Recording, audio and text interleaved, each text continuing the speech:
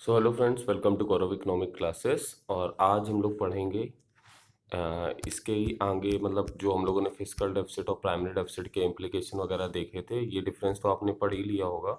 तो इसको आप एक बार रीड आउट कर लीजिएगा, आपको समझ में आ जाएगा।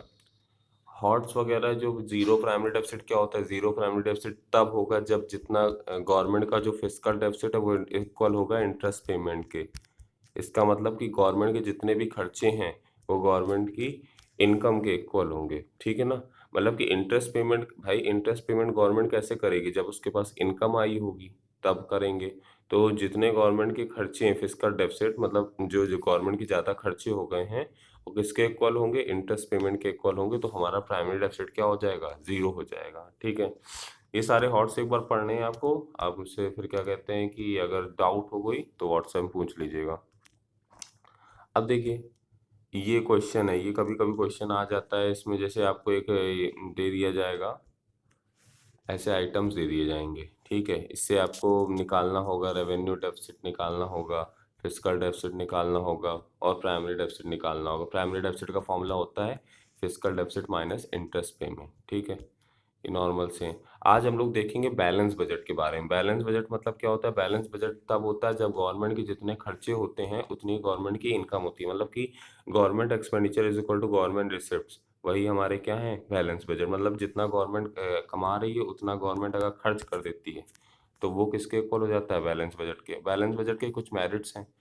पहला, सबसे पहला बैलेंस बजट का ये मेरिट है कि अगर गवर्नमेंट बैलेंस बजट कर रही है, इसका मतलब ये है कि गवर्नमेंट फालतू का कोई खर्चा नहीं कर रही। मतलब कि गवर्नमेंट जितना कमा रही है उतना अगर खर्च कर दे रही है तो ये फालतू का खर्चा नहीं है। फालतू का खर्चा तब माना जाएगा जब गवर्नमेंट एक्सपेंडिचर ज़्यादा करेगी और रिसिप्ट्स गवर्नमेंट की कम होगी। मतलब गवर्नमेंट की इनकम कम होगी और गवर्नमेंट खर्चे ज़्यादा करेगी तो वो फालतू का खर्चा माना जाएगा, वेस्टफुल एक्सपेंडिचर माना जाएगा। यहाँ पर वेस्टफुल एक्सपेंडिचर, हमारा एक्सपेंडिचर इक्वल टू रिसिप्ट हमारा नहीं है। रिसिप्ट मतलब पैसे का आना, ठीक है। तो यहाँ पर हमारा क्या कहते हैं कि एक्सपेंडिचर रिसिप्ट, वही जितना खर्चा है उतनी अगर हमारी इनकम है, रिसिप्ट्स हैं, तो वो फालतू का खर्चा नहीं है। और अगर क्या कहते हैं बैलेंस बजट है तो ये हमारा फिजिकल डिसिप्लिन भी मेंटेन रहेगा। फिजिकल डिसिप्लिन मतलब revenue is equal to expenditure रहेगा और ज़्यादा हमारी इकोनॉमी में फाइनेंशियल स्टेबिलिटी रहेगी। फाइनेंशियल स्टेबिलिटी मतलब ज़्यादा फ्लक्चुएशन नहीं होगा। फ्लक्चुएशन तो तब होगा ना जब गवर्नमेंट एक्सपेंडिचर ज़्यादा करेगी और उसकी इनकम कम होगी। और या बोल दीजिए जब जब गवर्नमेंट की इनकम ज़्यादा होगी और गवर्नमेंट खर्चा कम करेगी।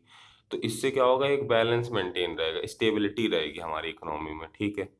अब देखिए, however during the general depression, नहीं ग्रेट डिप्रेशन यहाँ लिखेंगे, बुक में गलत लिखा है great depression, GRET। Great depression मैंने आपको 7 चैप्टर में बताया था कि ग्रेट डिप्रेशन 1930 में अमेरिका में आया था। तो ये बोलने का मतलब ये है कि बैलेंस बजट कभी भी ग्रेट डिप्रेशन जैसी प्रॉब्लम या रिसेशन की प्रॉब्लम, जैसे अपने इंडिया में रिसेशन आया था। रिसेशन कब बोलते हैं? जब 2 क्वार्टर से ज़्यादा, मतलब 6 महीने से ज़्यादा जब हमारी जीडीपी ग्रोथ क्या हो जाए?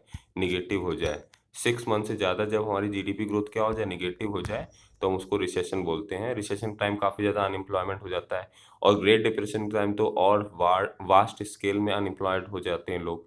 तो वही बात है कि बैलेंस बजट जो है वो ग्रेट डिप्रेशन की प्रॉब्लम को सॉल्व नहीं करता, जो कि 1930 में आया था।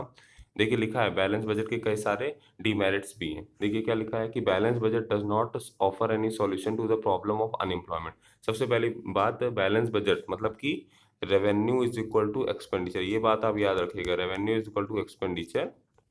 ये बैलेंस बजट वाली प्रॉब्लम कभी भी अनएम्प्लॉयमेंट को सॉल्व नहीं करता है। क्यों? क्योंकि जहाँ अनएम्प्लॉयमेंट होता है, मतलब कि जहाँ बेरोजगारी होती है, वहाँ गवर्नमेंट को खर्चा ज़्यादा करना पड़ता है। एक्सपेंडिचर ग्रेटर देन रिसिप्ट्स करने पड़ते हैं। और यहाँ तो government receipts equal to expenditure कर रही है, मतलब जितना कमा रही है उतना ही खर्चा कर रही है। बोलने का मतलब ये है कि अगर किसी भी इकोनॉमी में अनएम्प्लॉयमेंट है, बेरोजगारी है, तो वहाँ की गवर्नमेंट को अपने पास से या कहीं से बोरोइंग करके कुछ ना कुछ करके खर्चे ज़्यादा करने होते हैं।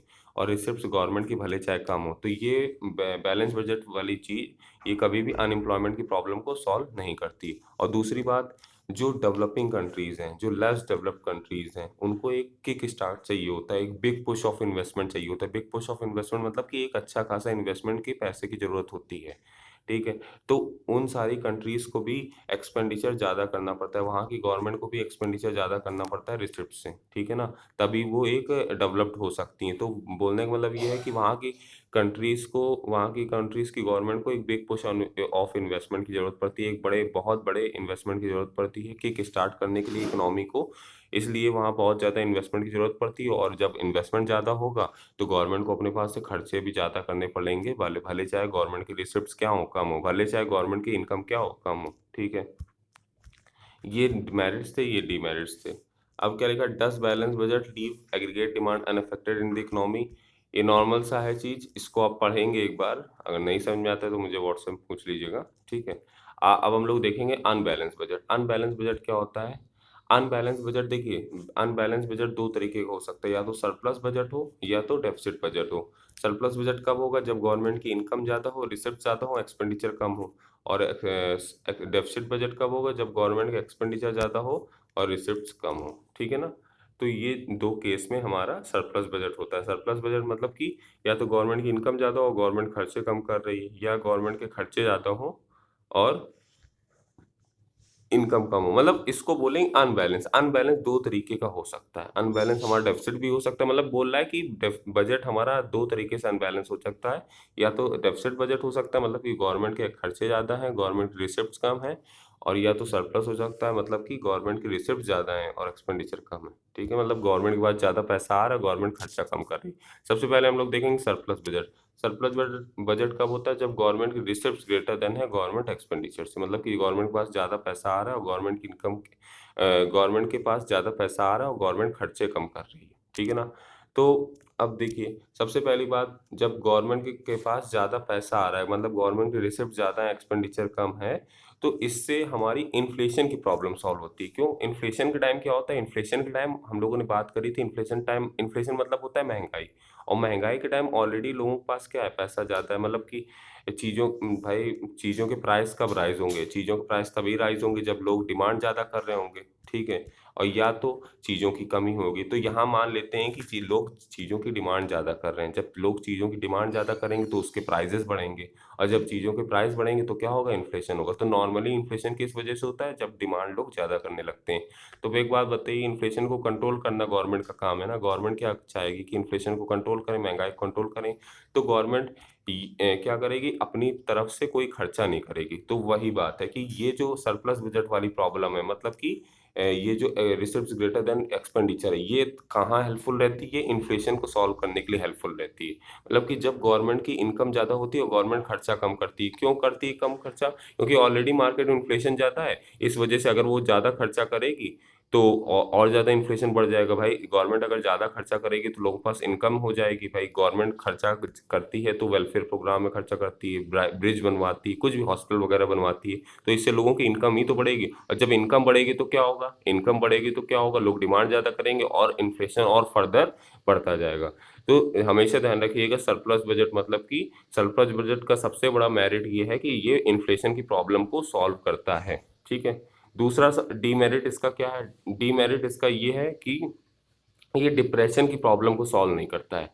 डिप्रेशन मतलब जहाँ जब ह्यूज स्केल में अनएम्प्लॉयमेंट हो जाता है, ह्यूज स्केल में बेरोज़गारी हो जाती है, एग्रीगेट डिमांड बहुत ही ज़्यादा कम होती है। ये डिप्रेशन हमारा आया था 1930 में, अमेरिका में आ चुका है, ठीक है? तो इस टाइम गवर्नमेंट को करना क्या चाहिए? इस टाइम गवर्नमेंट को करना चाहिए, खर्चे अपने पास से ज़्यादा करने चाहिए, भले चाहे उसकी इनकम कम हो। बट हम सरप्लस बजट में हम क्या पढ़ते हैं कि रिसिप्ट ज़्यादा होती हैं गवर्नमेंट की और एक्सपेंडिचर कम होते हैं। तो हमेशा ध्यान रखिएगा कि सरप्लस बजट कभी भी डिप्रेशन की प्रॉब्लम को या रिसेशन की प्रॉब्लम को सॉल्व नहीं कर सकता है। सरप्लस बजट हमारा सिर्फ इन्फ्लेशन को सॉल्व कर सकता है, इन्फ्लेशन की प्रॉब्लम को सॉल्व करता है, ठीक है? और क्योंकि डिप्रेशन और रिसेशन के टाइम मार्केट में पैसे की ज़्यादा ज़रूरत होती है, क्योंकि काफ़ी ज़्यादा लोग अनएम्प्लॉयड हो गए होते हैं, डिमांड लोग कम कर रहे होते हैं, तो गवर्नमेंट को अपनी तरफ से हेल्प करनी होती है लोगों की। कोरोना वायरस टाइम क्या हुआ? रिसेशन था, तो गवर्नमेंट ने अपनी तरफ से आत्मनिर्भर भारत पैकेज लॉन्च करा कि नहीं करा? तो यही क्या है, ये क्या है? गवर्नमेंट एक अपनी तरफ से हेल्प कर रही ना,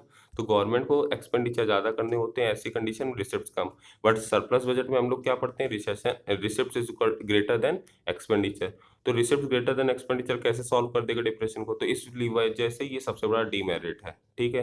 कि जब गवर्नमेंट की इनकम ज़्यादा है और गवर्नमेंट खर्चे कम कर रही है, तो वो कभी भी, अगर मान लीजिए उस कंट्री में डिप्रेशन आ गया या रिसेशन आ गया, तो कभी भी सॉल्व नहीं कर सकती है उस प्रॉब्लम को, ठीक है? किसके थ्रू? सरप्लस बजट के थ्रू।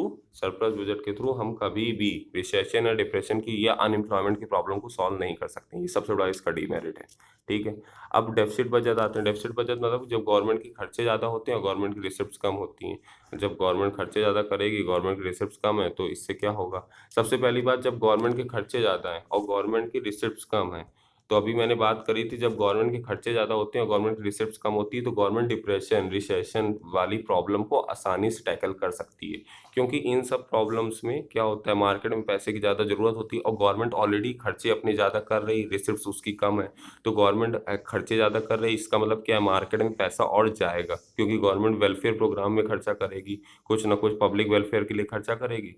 तो ये एक्सपेंडिचर ग्रेटर देन रिसिप्ट्स, मतलब कि डेफिसिट बजट वाली प्रॉब्लम, डेफिसिट बजट वाली सिचुएशन हमारा डिप्रेशन की कंडीशन या रिसेशन की कंडीशन, इन सबको सॉल्व करने में हेल्प करती है। क्योंकि इस टाइम लोग डिमांड कम कर रहे होते हैं, तो गवर्नमेंट अपनी तरफ से पैसे को देती है लोगों को, कुछ ना कुछ उनके डायरेक्ट बेनिफिट ट्रांसफ़र कर देती है या उनको एम्प्लॉयमेंट देती है। तो इससे लोग क्या कहते हैं, इनकम आती है लोगों के पास और लोग डिमांड करते हैं, ठीक है? दूसरी बात, इसका सबसे बड़ा डीमेरिट क्या होगा? इसका सबसे बड़ा डीमेरिट ये है कि इन्फ्लेशन की प्रॉब्लम को और बढ़ावा देता है। जो हमारा डेफिसिट बजट है, मतलब डेफिसिट बजट क्या हुआ? एक्सपेंडिचर ग्रेटर देन रिसिप्ट्स, ठीक है? तो एक्सपेंडिचर ग्रेटर देन रिसिप्ट्स ये हमारा क्या करता है? इन्फ्लेशन को बढ़ावा देता है, चीज़ों के प्राइस होने में और हेल्प करता है। कैसे? भाई गवर्नमेंट जब खर्चा ज़्यादा करेगी, गवर्नमेंट की रिसिप्ट्स कम होगी, तो लोगों के पास पैसा ज़्यादा जाएगा, क्योंकि गवर्नमेंट वेलफेयर प्रोग्राम में खर्चा करेगी, लोगों को एम्प्लॉयमेंट देने में खर्चा करेगी, तो इससे लोगों की इनकम बढ़ेगी। लोगों की इनकम बढ़ेगी तो क्या होगा? लोग डिमांड ज़्यादा करेंगे, लोग डिमांड ज़्यादा करेंगे तो चीज़ों के प्राइस बढ़ेंगे, चीज़ों के प्राइस बढ़ेंगे तो क्या होगा? इन्फ्लेशन होगा। तो इन्फ्लेशनरी गैप हो जाता है एक, ठीक है? वेजेस प्राइस स्पाइरल मैंने आपको एग्रीगेट डिमांड में बताया था। वेजेस प्राइस स्पाइरल मतलब क्या होता है और इन्फ्लेशनरी गैप मतलब क्या होता है? इन वेजेस प्राइस स्पाइरल मतलब जब चीज़ों के प्राइस बढ़ते हैं तो जो लेबर होते हैं वो कहती हैं हमारी वेजेस बढ़ाओ, और जब वेजेस बढ़ते हैं तो फिर प्राइजेस भी चीज़ों के बढ़ते हैं, क्योंकि प्रोड्यूसर सोचता है कि उसका भी फायदा हो। तो यही सारी चीज़ें थी। इन सबको आपको पढ़ना है, एक बार रीड आउट करिएगा, आपको सब समझ में आ जाएगा। Thank you very much, keep watching Gaurav economic classes. Next chapter हम लोग फॉरेन एक्सचेंज पढ़ेंगे। और ये हमेशा ध्यान रखिएगा कि हमारा फाइनेंशियल ईयर 1 अप्रैल से नेक्स्ट 31 मार्च तक रहता है, ठीक है? और बजट हमारी कंट्री में 1 Feb को प्रेजेंट होता है पार्लियामेंट में। फाइनेंशियल ईयर हमारा क्या रहता है? 1 अप्रैल से 31 मार्च, मतलब 1 अप्रैल से हमारा फाइनेंशियल ईयर स्टार्ट हो जाता है, ठीक है? Okay, thank you very much.